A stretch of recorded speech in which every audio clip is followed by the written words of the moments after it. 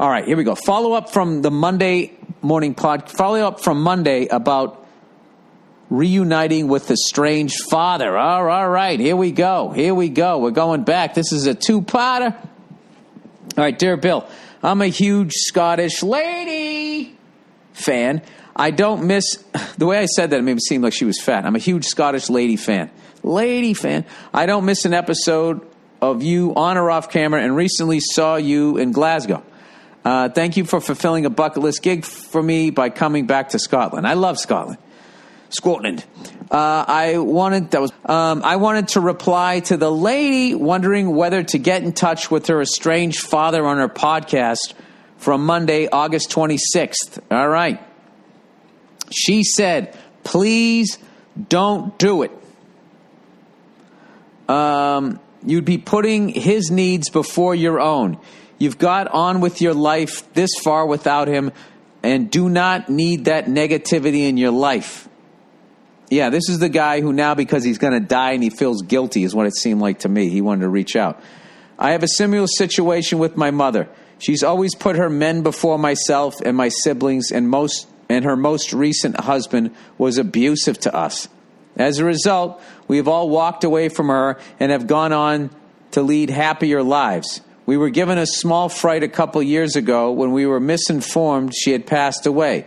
We wondered if the shock was a wake-up call and should we make amends. Then we recovered and truly realized we could never take the chance in accepting this manipulative, horrible woman back into our lives. Oh, what, did she fake her death or something? Her husband is now deceased, and she has since tried to go into my brother's place of work to try and bump into him. All such attempts from her will be knocked back. She's not a nice person, was a terrible mother, especially if there was a man in her life, and we do not want her in our lives and will continue to live happily without her. All right, in defense of the woman wanting to see her dad possibly, you haven't given any reason why all you're doing is talking about you're superimposing your experience, which everybody's different, but I guess that's all you can go with is what you know. Therefore, please, please, please do not grant your father's wishes. He could live for many years and poison those years of your life. Walk away. You'll be so much happier for it.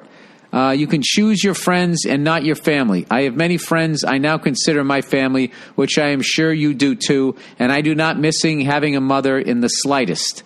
Hope this helps. XXXXX, please, best regards. Yeah, I think it all comes down to, your own decision. One of my favorite opinions on that was the joke that Joe DeRosa had, where Joe was talking about being adopted. And he goes, people always come up to me and go, do you ever do you ever want to go meet your real parents? Do you ever have a desire? Do you ever want to go, see where they are? You ever want to do that? And he just goes, no. I kind of took the hint when they abandoned me.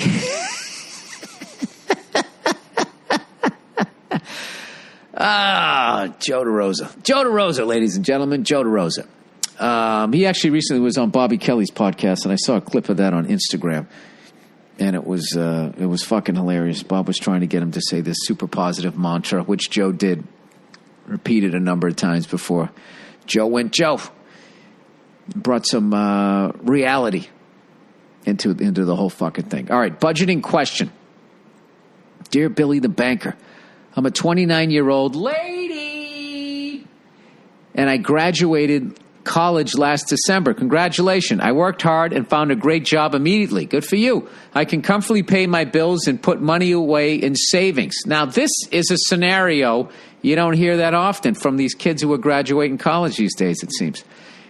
Anyway, she says, I've picked up a side gig tutoring kids to earn extra money to put into savings. Things are going pretty well. Oh, gee, whatever you do, don't fucking start dating some freeloading douche who wants to take your money and invest it in his idea. All right, here's my question. I grew up really poor in the South. Here come the relatives. Here come the relatives. I survived with my single mother living off welfare and charity donations. I worked hard and had a job since I was 13. I put myself through college and now occasionally help my mom out financially. Understandable. My problem is I've been saving to the point that I now have a little extra stored and I really want to go on a real vacation with my partner, but spending money scares me. You know, that's not a bad thing. That's better than being the other way where you just, you know, it just slips through your fingers. This is exactly how I was with money for different reasons. You know, I grew up in the 70s, gas crisis, you know, economic crunch and shit. And I had friends whose parents had real jobs and they lost the jobs and they lost the houses. They had to move away. And, you know, there's a period my family had to downsize. Like, you just saw it at a young age that, oh, shit can go, the shit does not stay the same. Shit moves. So, I remember when I moved to New York City, I was afraid to take a taxi cab. Like maybe twice a month I would take a cab and I couldn't believe the luxury of it. I'd finish up down the Village and take a cab all the way uptown, back when they drove like lunatics. They're starting to drive like lunatics again. But Giuliani slowed them down. But they used to have the way they had the lights timed is you could just fucking go from like basically, you know, 8th Street up to about 79th, 80th Street before, you know, just too many people got in front of you and you missed the light. You just be in this pocket of green lights the whole way up. And I remember it would just be such a luxury to do it. And then afterwards I would get out of the cab and I would feel so fucking guilty. And I would never order out for food. I just held on to every fucking dime because I didn't know what was going to happen. Even though, I always had this thing in the short run. I was white knuckling, freaking out every fucking move I was making. But in the long run, I had this confidence and knew I was going to be all right. It was weird. So anyways, she says, okay, my problem is I've been saving to the point I haven't had enough money to go on a vacation, but spending money scares me. I have an emergency fund as well as a separate savings account for if a recession hits. And I was out of work for a few months. Wait, for if a recession hits and I was out of work for a few months. Okay, you weren't out of work. This is just in case. See, this is the way like a responsible person handles money. And then you don't become a debt to society. This is the way the government should be running this country. But they don't. And then when they fuck up, somehow then they come to people who responsibly handle their money and say, we have to take more of your fucking money. And that's like, well, what the fuck are you guys doing? You know? I'm balancing my budget. You can't do the same fucking thing? Paying $9 million more than you should be to these fucking assholes who get the government contracts? All right, let's stop making it about yourself, Bill. Sorry. All right. Growing up so poor has made me respect money and fear being without it. It's a hell of an education. I live modestly and below my means, but I think it's time I do something for myself. Is that selfish? Look at that. Yeah, it's like me taking the cab. How do you go about spending money on a vacation or an expensive purchase and not feel guilty? My partner says I deserve to relax a little, and even my manager says I should take some time off. What do you think? All the best to the lovely Nia and the little one. Go fuck yourself. I think they're right. And I don't think like this is going to be like hitting the crack pipe. Like you're going to go on a 3-day fucking vacation and then all of a sudden just come back and start buying fucking gold chains and stupid shit. This is what I have learned late in my adult life is the importance of taking time off, the importance of taking a vacation, the importance of quiet time, and the amount of, recharging your batteries, and then you can come back and be even better at your job and become even more successful. You have to fucking do it. All right?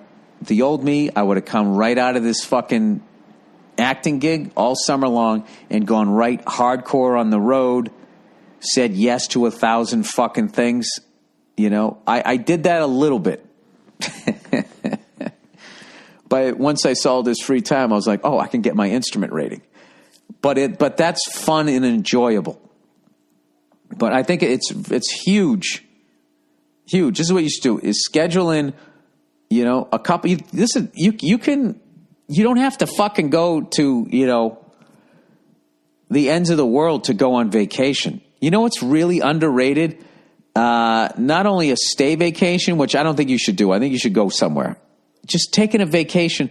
Lakes are the shit. Just hanging out, getting a little fucking cabin. And it doesn't, I mean, a lake is a fucking lake. So you can find a cheap fucking place. And, you know, you're with your partner having a great time. Get some food, have a couple of beers, just fucking hang out. You can go to the grocery store and just buy burgers and dogs. Chill the fuck out. Laugh your ass off, play cards, don't watch TV, shut off your phone. If you did that for 3 days, you'd be amazed what that did for you. And it wouldn't even cost that much money. And then as you get more and more successful, you know, or if you have like a place you really wanted to go on a vacation, just start saving towards that and save way more than you need and then go on that vacation. But I think you had, no pun intended, a priceless upbringing. And it's great to hear a young person that has this type of viewpoint on money. And that's a great way to be. It's always better. And my grandparents were like that because they lived through a depression. They were incredible with money. Both sets of grandparents were incredible with money. They just, you know, first of all, that aside from going through the depression, there was also repairmen back in the day. And if your TV broke, you got it fixed. You didn't just fucking throw it out. There wasn't this design obsolescence. Is that the word that they have with all of this shit, where you just accept the fact that things are going to break, and then you don't even entertain getting it fixed. You just throw it out.